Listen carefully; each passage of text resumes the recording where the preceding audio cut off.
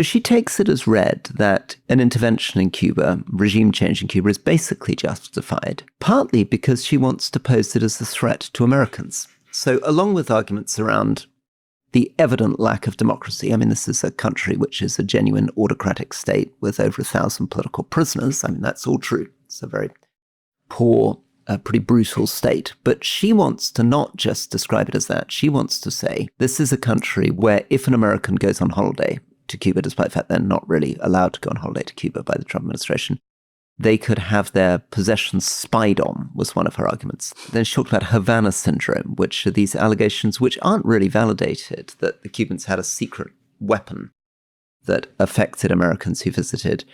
Then there have been a lot of arguments about how Cuba hosts Russian and Chinese signals intelligence, which allows it to spy on the US.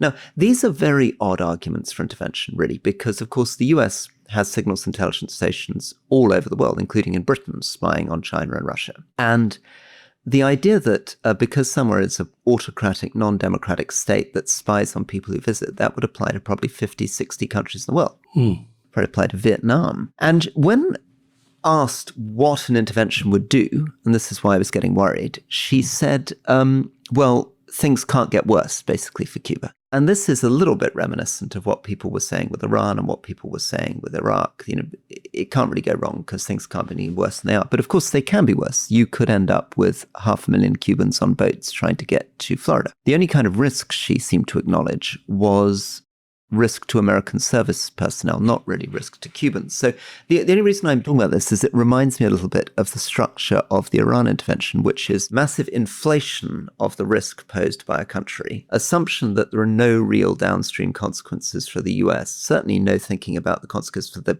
actual local people, only in terms of consequences for US servicemen. And I guess the sort of general idea that it's just taken for granted that you don't really need to make international legal arguments at all. You just have to say, this is a bad regime, which relates to maybe something that we can all relate to, which is if, like me, you have Trump derangement syndrome, you find it quite difficult to believe that lots of people support Trump and are going to vote for him.